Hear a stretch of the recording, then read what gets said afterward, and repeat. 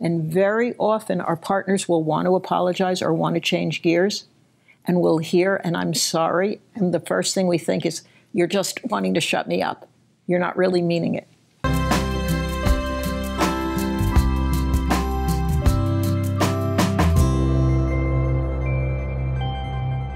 So if a couple is prone to losing their temper with each other, what can you guys offer to help them learn another way? Well, when I have couples come see me, I usually get some background information from them.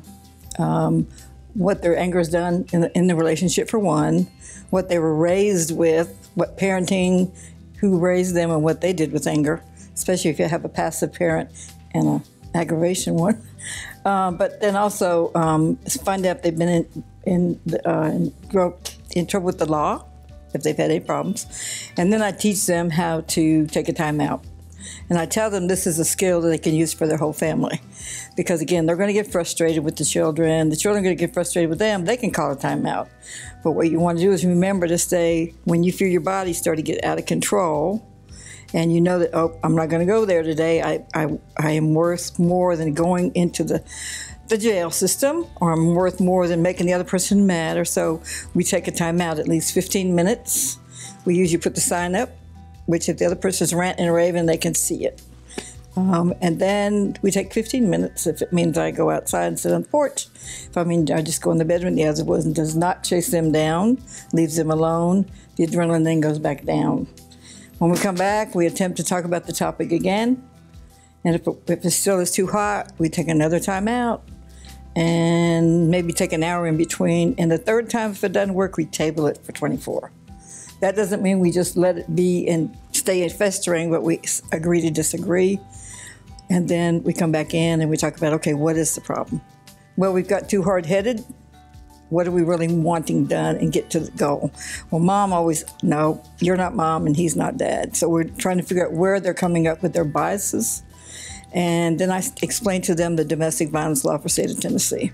That you can have those rights, you can get out of control, but anybody can hear you out of control. Anybody can call the law and anybody's going down. It doesn't mean that you're the worst one. You're whoever's out of control, and I've seen them take a whole family. They took dad, mom went, then they took all three kids because mom jumped on the cops, children jumped on the cops, they took them all away. And the main thing is to get the out of control to stop. I've spent a lot of my professional life trying to figure out why it is that someone so quickly can go from cozy to crazy, but it takes a lot longer. And I'd like everybody listening to this, including you guys, to imagine being in upset with a partner. And suddenly that partner flashes something to you that says, this feels awful. Can we start again and really listen to each other? Listen in your heart what happens when you get a written message, how it changes the energy and can get you back at least on the track from crazy to cozy. Why is that? I'm going to give you another one. I love you. I hate fighting. Can't we just hug? What's happened? I have shown my partner some goodwill. I would rather connect to you softly than clobber you.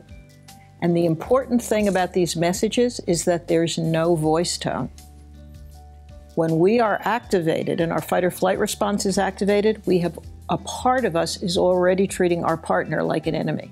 And very often our partners will want to apologize or want to change gears, and we'll hear, and I'm sorry, and the first thing we think is, you're just wanting to shut me up.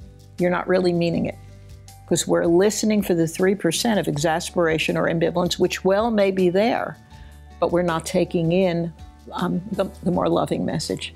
So I am a very, very big believer, and I've created a book actually called Talk to Me Like I'm Someone You Love, Relationship Repair in a Flash, which is a book of over 120 of what I call these relationship flashcards that can change the energy right in the middle of the trenches. And of course, the trick is to remember to use them. I had to laugh for a second. I'm sorry, because I was just thinking about, and I don't think my daughter will mind. She has something called a hug towel, and she looks like Casper the Ghost. And so when we're upset with each other, she'll come out with this towel over her head, and she looks like Casper, like I said, and it melts me. So as soon as I see that, everything is, yeah, a little hug towel. She's so adorable, yeah. One of the things that, I work with, especially with a lot of guys who are coming to me and, dealing with relationship issues, and a lot of times they're the ones reporting to the anger. And I like what you're saying, and definitely things that they can use to, reduce what's going on. But one of the things I also have them do, and kind of what you were mentioning of having them leave the situation, but when they leave the situation, to, as calmly as possible, in that, announce what they're doing so that they can let their partner know, we're not in a good space right now. I'm going to leave for a moment and have us calm down.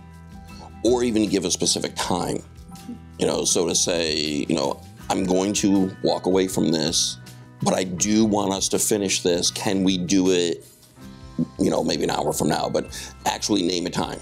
Can we do this and see if the other, agrees? And in this way, what we find a lot of times, if somebody walks away, the other then feels diminished and unheard, and, are we just going to ignore this? So at least we're announcing our intentions, and hopefully the other one can hear that, yes, I'm not just walking away and we're gonna drop this, but we will come back to this, but let's see what we can do. So if you're watching and you find that you keep getting into arguments with your partner, you've heard some pretty good advice here. Take a time out if that's what you need to do, but if it's at all possible, learn how to deal with the fight in the moment so that you guys can regulate each other and get on to happier territory.